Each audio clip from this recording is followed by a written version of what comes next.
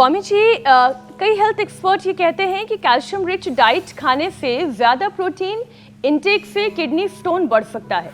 ऐसे में शरीर में अगर कैल्शियम बढ़ जाए तो फिर उसे कैसे बैलेंस किया जाए? देखो, कैल्शियम नहीं बढ़ेगा जो कपालभाति करेंगे ना, तो कैल्शियम तो चाहिए। लोग तो कैल्शियम के लिए गोलियां खा रहे हैं।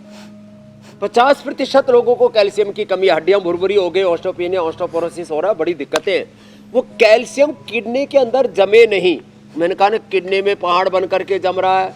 वो कैल्सिफिकेशन हार्ट में हो रहा है, किसी को ब्रेन में हो रहा है। तो कपालभाति करें, उससे कैल्शियम हम रोज दूध पीते हैं। बचपन में तो हमने 1-1, 2-2 किलो तक दूध दही खाया पिया है डेली। हमारे तो कैल्शियम नहीं जमा, किडनी एकदम first class, creatinine level 0.5, protein level एकदम नॉर्मल, सब कुछ एकदम नॉर्मल। तो कपालभाति ना करने से कैल्सिफिकेशन अंदर होगा किडनी में, हार्ट में या ब्रेन आदि में। दूसरी बात, प्रोटीन प्रोटीन तो शरीर की मुख्य इकाई है। हमारे शरीर को चलाने के लिए 2 ही मूल तत्व हैं, एक है कार्बोहाइड्रेट, और वो भी अच्छे वाला कार्बोहाइड्रेट हमें गन्ने से मिलता, गुड़ से, शक्कर से, और जितनी भी खाने पीने की चीज़ें सब में थोड़ा थोड़ा कार्बोहाइड्रेट होता है।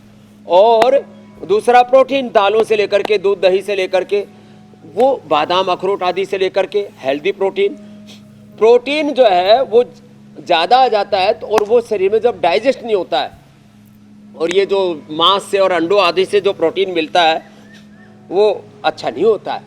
इसलिए दालों से, दूध से, बादाम से, इनसे जो प्रोटीन मिलता है ना, कई बार ये सोचते हैं स्वामी जी कि हमारे पास तो कितनी सारी चीजें हैं, कितने सारे ऑप्शन हैं, हर तरीके के एग्जॉटिक, नॉन एग्जॉटिक फ्रूट्स भी हैं, वेजिटेबल्स भी हैं, पनीर है, या जो लोग फिश, मीट या अंडा खाते हैं।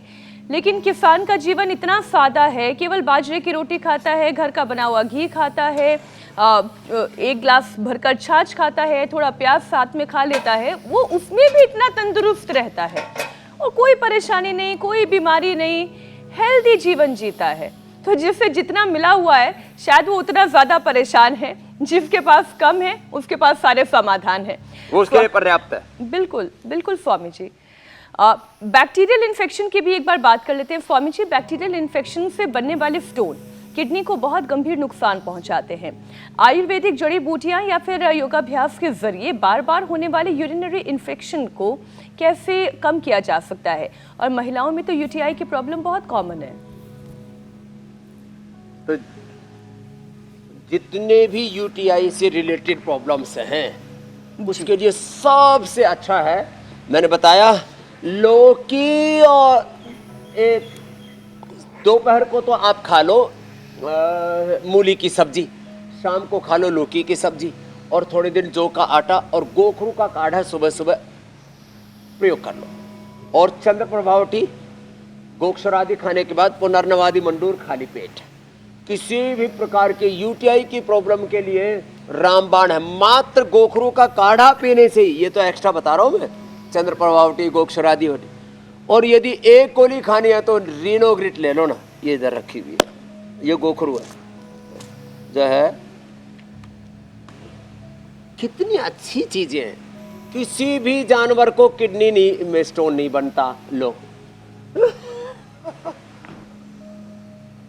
अब जो है हमारा ऊंट जो है वो गोखरू खाता है, उसको कभी कोई प्रॉब्लम नहीं। साग सब्जियां खाती हैं सब, अलग अलग प्रकार के घास फूस। तो गाय भैंसों को ये किसी को प्रॉब्लम नहीं होती। हाथी कितना बड़ा है, ऊंट कितना बड़ा है, गाय भैंस, किसी को कोई प्रॉब्लम नहीं है। ये सारे स्टोन भी आदमी को ही बनते हैं, बीपी शुगर भी आदमी को ही हो रहे हैं। क्यों? क्योंकि आदमी ने प्रकृति से दूरी बना ली। इसलिए भैया ये स्टोन हो रहे हैं, इन्फेक्शन हो रहे हैं, यूटीआई की प्रॉब्लम हो रही है, बीपी शुगर, थायराइड, कैंसर जैसी बीमारियां हो रही हैं, लिवर किडनी फेलियर हो रहे हैं, मोटे पतले हो रहे हैं। अब सब कुछ बैलेंस रहेगा। योग करो, गौर से देखा होगा, समस्याओं का समाधान अगर अपनी डायरी में नोट किया होगा और फिर अगर उस पर अमल करेंगे तो हम ये दावे के साथ कह सकते हैं उन्हें फायदा जरूर होगा।